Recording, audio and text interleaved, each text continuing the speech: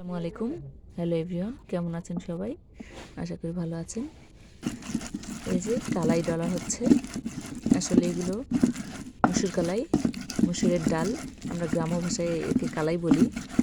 তো এই দেখেন এগুলো বাটা হচ্ছে। এগুলো আজকে বড়া বানাবো বাঁধাকপি দিয়ে, আর তার সাথে আরও অনেক উপকরণ রয়েছে। তো সব কিছু অ্যাডজাস্ট করে বড়া ভাজবো। তো চলুন দেখা যাক কীভাবে বড়া ভাজি। তো এই যে বাঁধাকপিগুলো কালাইয়ের মধ্যে দিয়ে দেওয়া হলো। এখন সুন্দর করে মেখে নিতে হবে। তো এই যে এই পর্যায়ে একটু বেসন দেওয়া হবে। এখানে কিছু আটা দেওয়া হবে। এখানে চালের আটা এবং ময়দা মিক্স করা রয়েছে। এরপরে একটু সামান্য বেকিং পাউডার দেওয়া হবে। তো এখানে সব মশলাপাতি আগে থেকে আমরা দিয়ে নিয়েছি। এখন সবগুলো সুন্দর করে মাখিয়ে নিচ্ছি। তো এই যে কড়াইয়ের মধ্যে তেল দেওয়া হলো। মাটির চুলায় আমরা এগুলো ভেজে নিব। তো তেলটা এই পাশে গরম হোক এবং ততক্ষণে আমরা মাখিয়ে নিই সুন্দর করে। তো এই ডালগুলো, বাঁধাকপিগুলো সুন্দর করে মাখিয়ে নিতে হবে।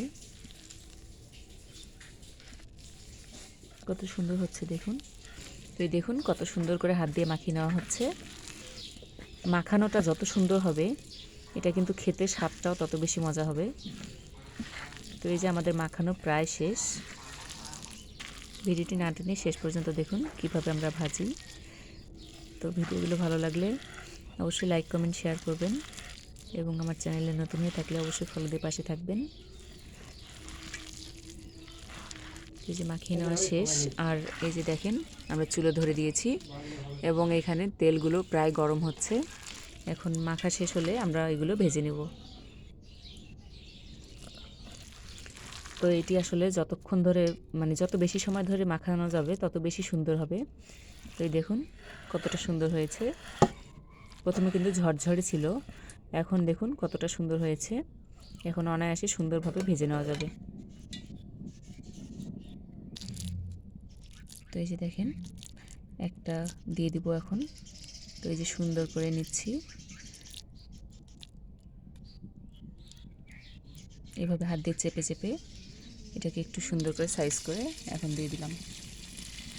তো এই দেখেন তেলটা ইতিমধ্যে গরম হয়ে গেছে এবং কত সুন্দর করে ভাজা হচ্ছে এখন। তো এই যে আরও একটা দিয়ে দিব।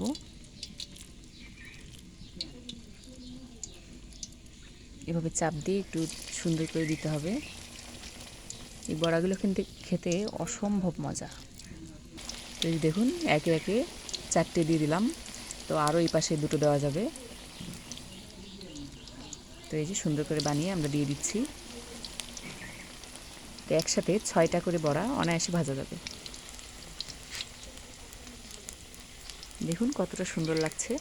তো এগুলো একটু ডিপ ফ্রাই করে নিতে হবে যাতে কুরকুরে মুচমুচে হয় এবং খেতে বেশ মজা লাগবে তখন। তো এই যে দেখেন বড়াগুলো আমরা ভেজে নিব। কত সুন্দর লাগছে তাই না? গ্রামের বাড়ির রান্না কিন্তু দেখলেই মজা লাগে, খেতে তাহলে কতটা মজা চিন্তা করুন একবার। তো যারা গ্রামে আছেন তারা নিশ্চয়ই জানেন এইসব রান্না খেতে কতটা মজা। বিশেষ করে এরকম মাটির চুলার রান্না গরম গরম খেতে তো আরও বেশি মজা। এরকম মাটির চুলার রান্না খেতে হলে অবশ্যই কিন্তু আসতে হবে। তো সবাইকে ইনভাইট করছি, ইফতারের দাওয়াত দিচ্ছি, সবাই আসবেন। এই যে এখন একটু উল্টে পাল্টে দেওয়া হচ্ছে এবং সুন্দর করে ভেজে নেওয়া হবে। তো এরকম বড়া বানিয়ে কে কে খেয়েছেন অবশ্যই কমেন্টে জানাবেন এবং এরকম বড়া খেতে কে কে ভালোবাসেন সেটাও জানাবেন।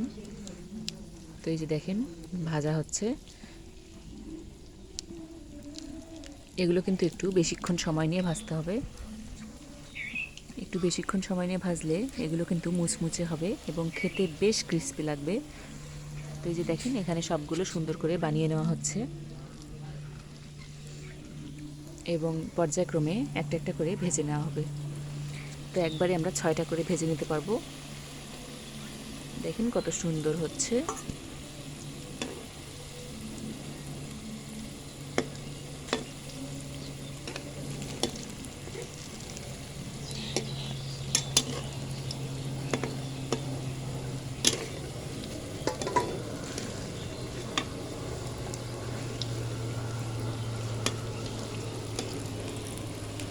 এই তো কালার হয়ে এসেছে, আর বেশিক্ষণ লাগবে না, এগুলো প্রায় হয়ে এসেছে। তো এই যে দেখেন কালারটা কত সুন্দর এসেছে, এরকম ব্রাউন কালার হয়ে যাবে, তখনই বুঝতে হবে যে আমাদের ভাজাগুলো একদম কমপ্লিট। তো এই যে এখন একটি ছাঁকনির সাহায্যে সবগুলো আমি তুলে নিব।